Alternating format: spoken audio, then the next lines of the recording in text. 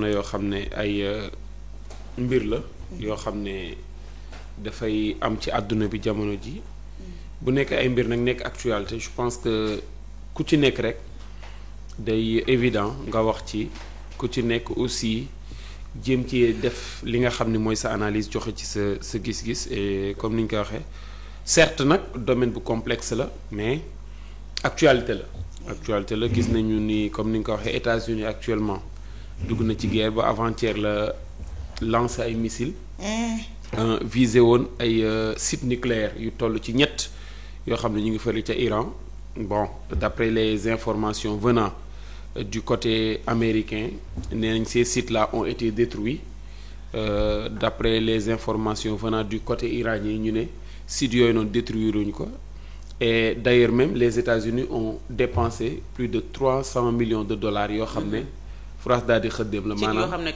ci loo xam ne ñoom la ñu ci visé woon pour yàq jotuñu ko yàq léegi nag position États-Unis bi dafa nekk benn position boo xam ne dafa jox dëgg ñu bëri parce que depuis bon temps dañ doon wax ni États-Unis moo nekk ci ginnaaw Israël ñoom soo xoolee ci seen taxawaay ñu niee mbir boobu c'est-à-dire assumer wuñu benn yoon seen responsabilité que ni ñoo nekk ci ginnaaw Israël tey Israël ak Iran nekk ci ab conflit boobu ñu nekk bu ñu xoolaatee sax Iran dafa def riposte bi mu defee riposte nag commencé di malmener Israël bu dee kenn daa ñëw indi ci loxoom sot la muy firnde rek mooy ka muy sotal wala ka muy défendre kooku dañ koo dominer moom la faral mais aussi dañ koo dominer c'est une manière donc de dire que Israël puissance bi mu am il y a des puissances qui sont derrière lui exactement parmi lesquelles États-Unis France Grande-Bretagne sax mën nga ko ceewoo par contre bu ñu ñëwaatee ci étude bi ba tey États-Unis ak Iran l'histoire dafa yàgg histoire xam nga tey jii nii révolution iranienne bu amee bijou benn facteur bi tax révolution iranienne am États-Unis la mooy boo jëlee dañ la naan révolution bi en 1979 ba muy am politique bi nga xam ni ka jiite woon empire perse ba ñu koy wax le Shah di Mohammad Reza politique ba mu doon mëne neexu leen woon mais aussi impérialisme américain ba nga xam ni mooy domination état américain à l'endroit de certains empires parmi lesquels empire perse neexu leen woon mais Mohammad Reza moom noonu bu ñu xoolaatee ba ci biir dafa amoon ay relation ay diggante yu sore ak américains yi looloo tax l'imam al-Khomeini mëne woon révolution bi et keroog manque fa ba muy mëne révolution bi mu ngi doon gëmloo le peuple iranien des années avant environ 20 ans avant que ni am na loo xam ne maa ngi koy namm waaye yaakaaruma ci kenn kudul ñi nga xam ne ñu ngi nàmp seeni weenu yaay c'était une manière de donner une confiance entière aux générations futures ñooñu environ 18 ans 20 ans après ñoom ñoo mënee révolution bi nag ba muy am politique ba lay saa bi maanaam ka jiite woon empire ba doon mëne la ñu bëggul woon benn domination bi américains yu dominé woon yenn empire yi aussi bëgguñu ko woon c'est une manière donc de rappeler que ni le conflit entre l'Iran et l'Amérique date de très longtemps bu ñu ñëwaatee toujours ci histoire am na yu xewaat yu bari pour ñëwaat ci contexte bi rek li conflit bi yàgg américains yi embargo woon nañu Iran amul ravitaillement amul coopération te képp ku ñu xam ni yow lëkkaloo nga yow ngay lëkkaloog Iran soo matul ñu bàyyi la à force wala ñu bàyyiloo la Iran loolu am lu mu defal waa Iran te je pense que loolu dafa war a nekk loo xam ne dafay inspirer bépp dëkk actuellement au Sénégal on nous parle de souveraineté xam nga ni Iran puso ba ci arme nucléaire ñoo koy defal seen bopp et loolu depuis longtemps parce que Iran était victime d'un embargo de la part des Américains et de la part d'autres États yi nga xam ne ay alliés yu États-Unis lañu indépendance boobu wala souveraineté boobu Iran am daf ko permettre mu dem ba alimenter boppam sur tous les plans sur le plan intellectuel sur le plan technique 2 sur le plan économique 3 et boo jëlee def la fusion entre le domaine intellectuel ak le domaine technique looloo tax tey jii nii Iran dem ba am la nga xam ni mooy centrale nucléaire boobu bu ñu ñëwaatee ci le contexte géopolitique ñenn ñi dañ naan menace la ñenn ñi ne prétexte man je vais me permettre de dire que ñaar yépp la menace la mais prétexte la pour nga mën a exprimer benn souveraineté bi benn prétexte la aussi pour nga mën a demander benn respect bi de la part des autres États parce que ay jamono dañoo gisoon ni c'est des armes yi nga xam ni fañ ko doon retrouver mooy États-Unis ba nga xam ne États-Unis amoon na statut de superpuissance à telle enseigne que dañ naan première puissance mondiale États-Unis la léegi États-Unis dimension boobu mu am ak taxawaay boobu mu am lan moo koy gën a mën a dëgëral ak lan lay def pour gën a mën a contourner toute possibilité de concurrence ak toute possibilité de domination venant des autres États mooy que les Américains seront obligés de mener cette politique-là que l'on retrouvait à l'époque coloniale de la part de certains États comme France ak ñoom seen mooy la politique du diviser pour mieux régner parce que la nga xam ne am na ko comme statut du bëgg ñeneen ñi am ko xam nga ni dëkk bi ëpp li muy consommer pétrole ci àdduna bi États-Unis la. oui te consommer wul pétrole am. oui. consommer wul pétrole am. pétrole am daf koy denc ne la c'est pour les générations futures. mais loolu ça explique quoi te xam nañ ni pétrole ressource non renouvelable la su dee ressource non renouvelable une ressource est dite non renouvelable ou bien énergie non renouvelable dès lors qu'elle s'épuise day jeex politique économique boobu ñu mëne mënul dem sans une autre politique sécuritaire et culturelle looloo waral armement yi am armement yi bu amee nag beneen dëkk bu ko am da ngay nekk menace ci américains yi c'est la raison pour laquelle Iran a pendant longtemps été une menace à l'endroit des Américains menace boobu nag ñu mu nekk tax mu jur embargo tax mu jur blocus sur beaucoup de plans heureusement pour les Iraniens ñu am ci benn souveraineté un gars def na témoignage ne ci 90 minutes monteel nañ ko ci oto 90 minutes en Iran monteel nañ ko ci oto moteur yi ak ñoom seen ñëpp nekk nañ en place ci montage bi ci 90 minutes un témoignage de quelqu'un koo xam ne dem na ñu defaral ko fa xam nga léegi nag contexte bi ñu ne boo delluwaatee ci histoire nga revisiter waat ko da ngay xam ne yàlla rek kay buur qui aurait cru que Israël dina exister waat après 1945 personne ah personne ñun ñëpp xam nañ ne en 1945 par l'intermédiaire du nazisme prôné par Hitler on a assisté à l'extermination de 5 à 6 millions de juifs dans des camps de concentration nazis Hitler taal leen. Qui aurait cru que danañ dundaat. Personne. ñuy dem di réclamer benn terre en 1948 seen diggante ak Palestine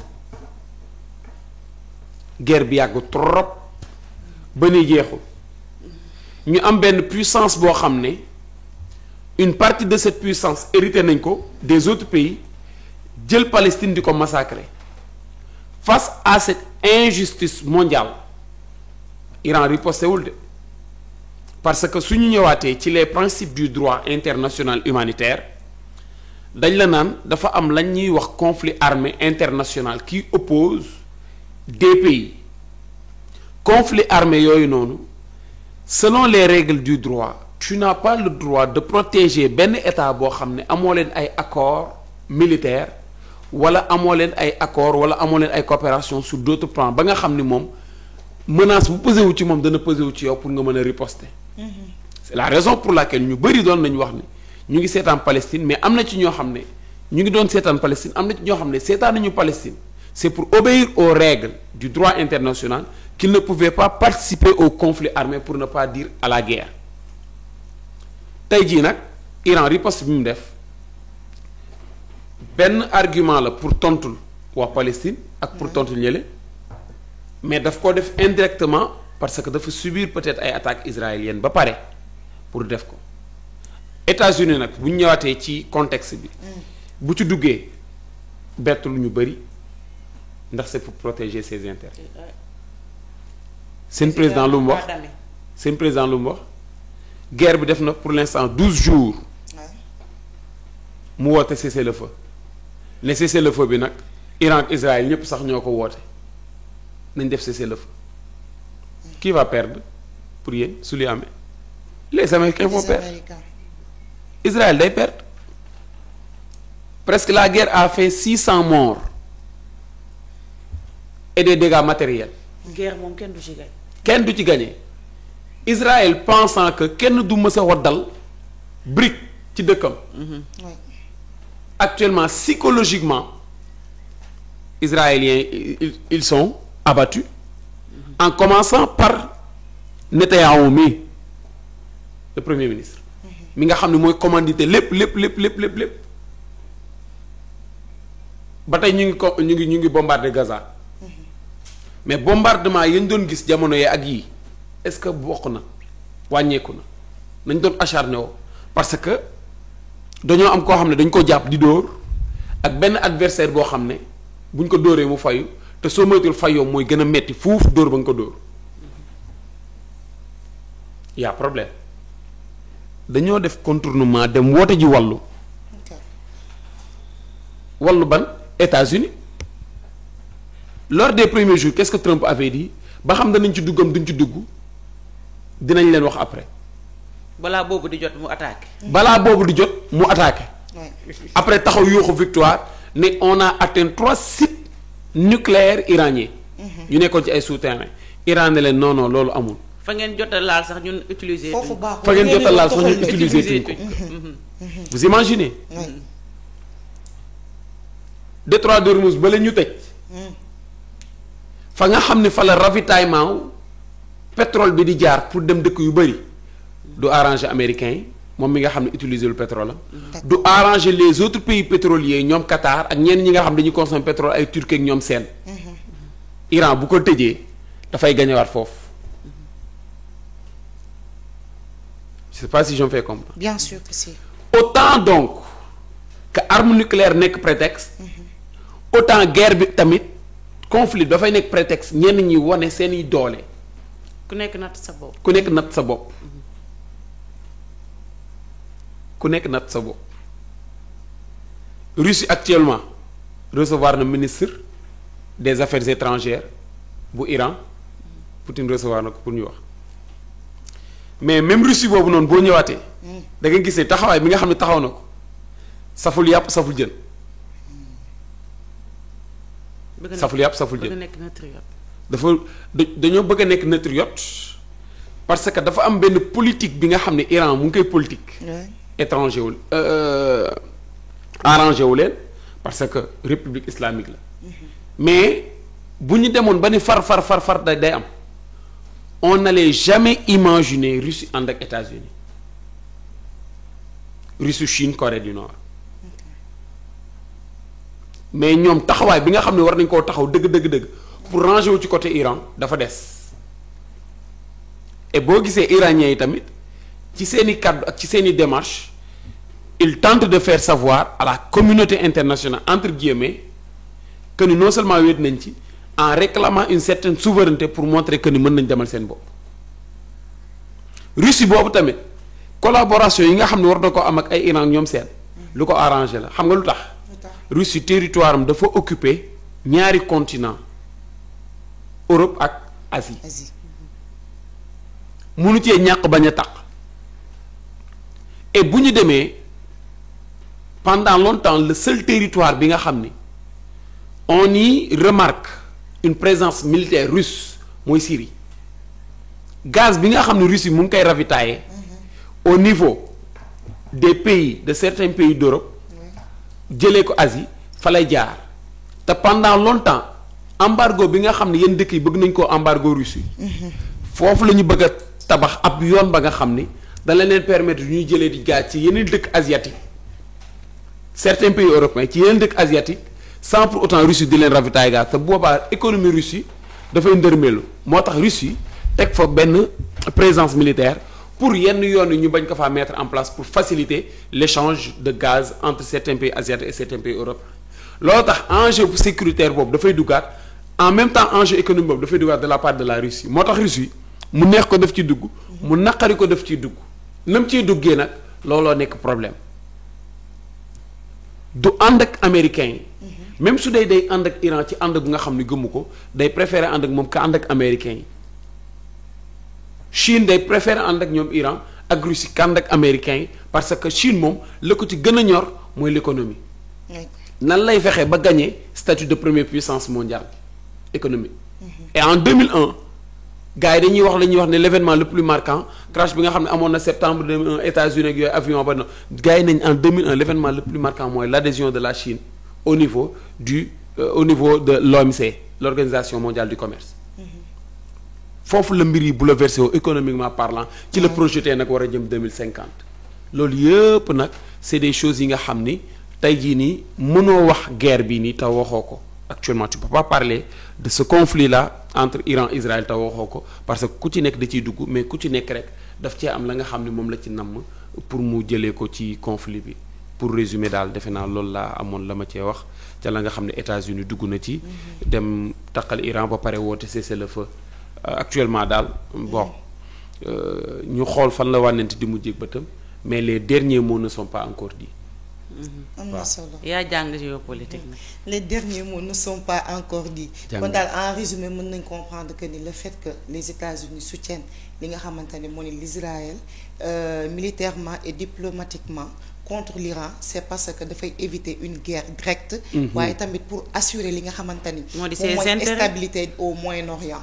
waaw non États-Unis sax stabilité Moyen-Orient bi ñoru ko trop. ñoru ko trop de. da ciy mer ngeemu daal. da ciy mer ngeemu. ok stabilité Moyen-Orient ñoru ko trop parce que embargo ba ñu embargoon Iran yàgg na trop. d'accord une partie de la Russie dafa nekk ci continent asiatique. d'accord Chine dafa nekk Asie. ñoom suñ si sañoon continent boobu noonu ñu transformer ko dóom. exactement. waaye boo demaatee foofu noonu. kan moo fa nekkaat Arabie Saoudite di nga ko ci génne. déedéet mënu ci avec tous les accords pétroliers yi dox entre les Saoudiens et les Américains. loolu rek lii rek conflit bi wane na état yi amuñu am ay intérêt. ay intérêt la ñu am ba pare ak Arabie Saoudite ak Iran. danañ ànd. non. Il y a les idéologies religieuses qui vont se présenter. Une communauté à majorité chiite et ici une communauté à majorité sunnite duñu ànd ndax c'est une idéologie religieuse. Oui. Et pourtant ñoo bokk ashhadu an la ilaha illallah wa ashhadu anna muhammadan rasulullah. sallallahu alayhi wa sallam. Mais au-delà de ça ñu am lu ñu tenir ba nga xam ni ki nga bokk ak diine. ne bokkoo leen pas-pas maanaam la ngeen gëm ca diine ba tu vas préférer ànd ak ki nga xam ni kooku non seulement bokkoo leen diine bokkalee ay principe mais ànd kooku pour détruire ki nga xam moom laa bokkal diine parce que bokkuñu ay principes religieux. xaaju pétrole États-Unis bi yëpp fu muy jóge lan moo tax États-Unis am ay bases militaires ay Qatar ay Syrie lu tax mu am ko fa c'est parce qu'il veut protéger pétrole ba nga xam ne moom lañ koy ravitailler moom damay am base militaire foofu te coloniser wu ma ko damay am base militaire foofu noonu tat pour lan pour protéger ko nii rek. d'ailleurs Iran ci base yooyu sax la ñu attaqué. d'ailleurs Iran base yooyu la ñu attaqué pour lan. Iran ba. pour toucher les États-Unis. nit fu nekk ci fu am intérêt boo ko attaqué nga ko. boo ko attaqué nga ko. exactement indirectement. indirectement. ku ñëwoon tey dama micro Ami Cissé bii du wax base militaire yooyu noonu lu tax ñu teg ko fa parce que pétrole bañ leen jox la mënuñoo doog ànd ak Iran ñële di jox États-Unis pétrole di ko gën a ravitailler ñoom tamit ànduñoo ak Iran waaye fan la mbir mi di mujj doy na waar. Iran am na daanaka lépp on peut waaw dire te dafa gën taxaw. dafa samp. gën taxaw gën samp et la philosophie de la mort bi ñu am waaw. kenn amu ko ci àdduna bi vendredi bii passé ragaluñ dee de. ba ñuy julli ji comme Sénégal. nombre ba nga xam ne ñoo ñëw di julli dafa yokk dans les rues de Téhéran il programme la mort comme ni doomu aadama di programmer ndékki añ ak reer ak war a xëy liggéey. ak war a xëy liggéey exactement. et soo ñëwaatee les Iraniens pourquoi ils ont cette philosophie de la mort ils ont l'hérité chez Ousseynou parce que ñoom jàpp nañ ni même boo nekkee ci yoon boobu dee shahid nga maanaam martyr nga c'est donc inné c'est chez une autre eux. dimension Ouais, c'est aali inné. xamee ni lan la leen wax vous me tuez man màgget la wallaay. man duma awma importance c'est le peuple qui a de l'importance et bis bu ngeen ma rayee ba jàpp ne am ngeen victoire boobu ngeen naxee seen bopp ci man ginnaaw sama mu personnalité ñàkkee amul victoire. importance et d'ailleurs man màgget naa ba pare vous entendez Ouais. d'ailleurs Il a man màgget naa ba parfaitement pare raison. Hezbollah Hassan Nasrallah bi ñu ko éliminé ils ont pensé éliminer tout Hezbollah c'est pas le cas gars yi ne on peut éliminer une personne mais on ne peut pas éliminer une idéologie Déedéet. et cette idéologie là elle persiste Ouais. et elle va demeurer tant que ñu ngi am ñoom seen gëm-gëm yooyu mais aussi tant que ñu ngi am benn souveraineté bi am di mën a defal seen bopp lépp la nga xam ne bëgg nañ koo defal seen bopp a mën a tabaxal seen bopp lépp li nga xam mën nañ ko tabaxal seen bopp a mën a dundal seen dëkk lépp la nga xam ne ñoom am nañ ko ci dëkk ba di ko dundee di ko bay di ko dundee donc c'est plus fort que ça léegi nag ñu xool fan la waa nit bu njëg bëtam mais États-Unis même dugg bi mu ci dugg arrangé wu ko ndax Trump dugg na ci gaaw woote cessez le feu gars yi nañ ko nag feu bi du cessé noonu du cessé noonu. non non mi ngi noonu dugg na ci bëgg cee génn te génn gi du yombee noonu en tout cas ñoo ngi xaarandi xool ba xam nan la wànnent di mujjee ki gëtam en tout cas guerre moom baaxul. ñoo ngi naan jàmm am fépp stabilité am fépp. amiin yaa parce rabbi. amiin yaa que rabbi. mënuñoo wax ba duñ ci impacté wu que ça soit économiquement wala diplomatie. Diplomatiquement. mi ngi noonu kon bu ko defee ni ngi daal di dugg ami ci deuxième point bi. may honorable mu daal di kii. mu daal di souffler. voilà ñu ñëw ci rapport yaa jàng d'exécution géopolitique. waaw mi ngi noonu nag xale koy def. xale yi jànguñu ñu dugg ci suñu deuxième point muy àddu ci rapport d'exécution budgétaire du premier trimestre autant pour moi 2014 et premier trimestre en 2025. voilà rapport bi nag gis nañ ne tey